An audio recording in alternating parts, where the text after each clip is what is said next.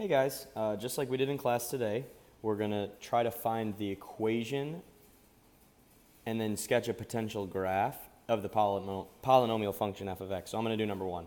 Number two, you're given the graph and you just have to find the equation. So I'm going to do this first example. I have roots x equals -2, x equals -1, and x equals 3.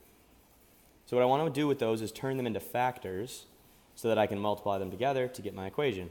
So if I do that, I want to set them equal to 0.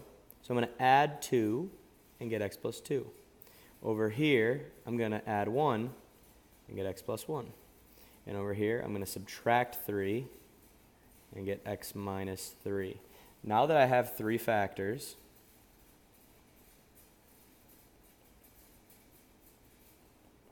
I have to multiply them. So remember, let's not even pay attention to this guy until we take care of these two.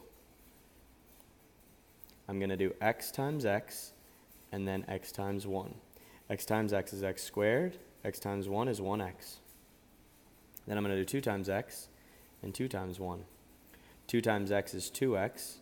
2 times 1 is 2. Can't forget that this x minus 3 is still here. I could just go right on to the next step now, but I would rather combine these two like terms and make less work for myself in step 2. So 1x plus 2x is 3x. That's going to save me 2 multiplication problems. All right, now I have to do the same thing, but this time I have a trinomial, so I have to multiply each of these terms by both of these. So I'll do x squared times x. Then I'll do x squared times -3. Then I'll do 3x times x. Then I'll do 3x times -3. Then I'll do 2 times x. Then I'll do 2 times -3. Now I'm going to try to combine like terms. So I'll highlight my like terms that are x squared terms. There's one and there's one. Those can go together. And I can combine my x to the first terms as well.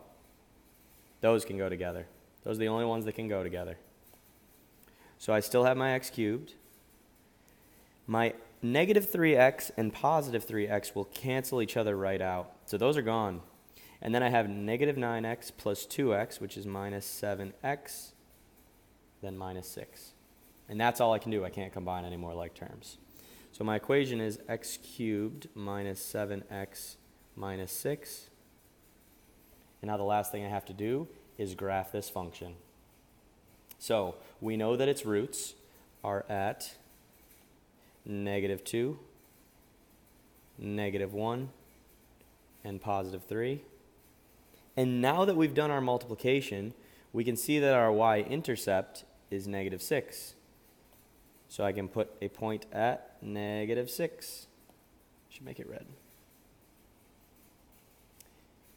We also know from our previous lessons that this is a positive odd polynomial.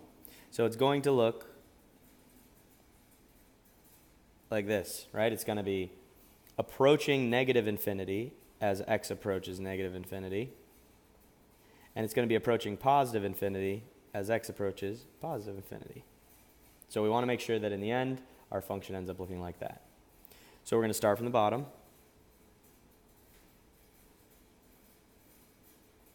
Got to make sure that our y-intercept is -6. And that looked good. As long as its roots are -2, -1, and 3, and its y-intercept is -6, it's a valid function. All right, so there's the first one. Now you only have one to do for homework. Good luck.